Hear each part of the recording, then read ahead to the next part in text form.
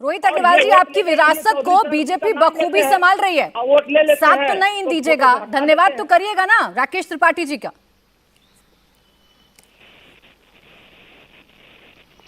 नहीं, किस चीज का मैं धन्यवाद करूं राकेश त्रिपाठी जी का।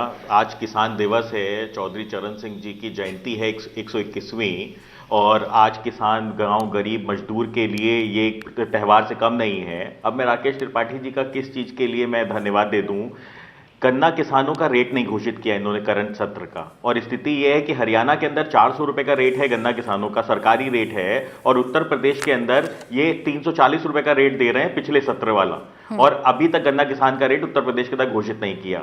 आलू किसानों के लिए खरीद की कोई व्यवस्था इनके पास नहीं है, एमएसपी की कोई व्यवस्था इनके पास नहीं है, तो मैं इनको किस चीज का धन्यवाद दूं।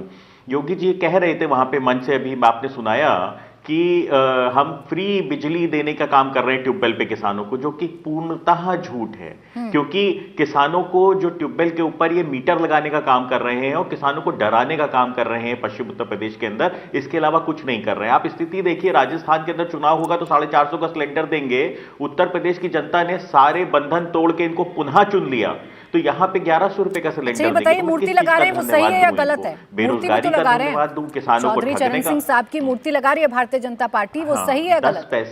10 पैसे का हाँ 10 पैसे का योगदान इस मूर्ति में भारतीय जनता पार्टी का नहीं है। ये चौधरी साहब के अनुयायियों ने अपने पैसे से ये मूर्ति बनाई है, और चौधरी साहब के अनुयायियों ने अपने पैसे से ये मूर्ति लगाने का काम किया है, और अपनी जमीन देके ये मूर्ति लगाई है। भारतीय जनता पार्टी ने खाली किराए की कैंची लेके उसका फीता काटा है, इसके अलावा वहां पे कुछ नहीं किया है। और मैं आपको बता दूं, इनका दोगलापन देखिए, सांस्कृतिक विभाग तो एक्सपोज कर देना चाहिए था। रोहित जी इतना बड़ा आरोप लगा रहे हैं, आपको तो इन्हें एक्सपोज करना चाहिए था। कहां आप टीवी डिबेट्स का इंतजार करने लगे? एक छोटा सा जवाब राकेश जी इस पर दे दीजिए, फिर मुझे ब्रेक लेना है। आप झूठ बोलते हैं, आप सिर्फ। नहीं, मैं टीवी डिबेट का इंतजार नहीं कर रहा हूं मैडम। हम लोग कल ही एक्सपोज कर चुके हैं मुझे जवाब लेने दीजिए, बस मुझे छोटा सा जवाब देना। त्रिपाठी जी भी बहुत अच्छी तरीके से जानते हैं, इसीलिए इन्होंने मूर्ति पे कोई बात नहीं की। ठीक है, बता दीजिए राकेश जी। बता दे रहा हूं, मैं मूर्ति पर बता दे रहा हूं। संकट क्या है, आज रोहित अग्रवाल जी को, इनकी पार्टी को बहुत पीड़ा पहुंची है, क्योंकि ये चाहते हैं कि चौधरी चरण सिंह की विरासत पूरी तरह से काबिज हो जाए, उस पर कब्जा। कि चौधरी चरण सिंह केवल आरएलडी के हैं, केवल जयंत चौधरी जी के हैं। चौधरी चरण सिंह जी इस देश के हैं, किसानों के लिए। बताएं मित्र, चौधरी चरण सिंह जी बताएं, मूर्ति में आपका योगदान क्या है इस 51 फीट की मूर्ति में मित्र? करिए। और इसलिए चौधरी चरण सिंह जी के लिए सम्मान में भारतीय जनता पार्टी कभी ना पीछे थी, ना है और ना होगी।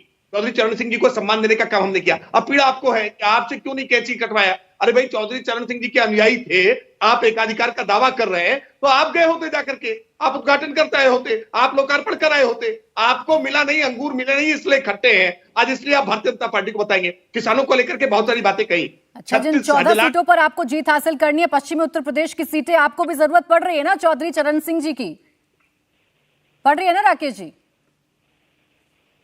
मैं सवाल सुन नहीं पाया, दोबारा सवाल बता। मैं कह रही हूँ, आपको भी चरण सिंह जी की जरूरत पड़ रही है ना इन 14 सीटों के लिए, खासकर पश्चिमी उत्तर प्रदेश की सीटों के लिए?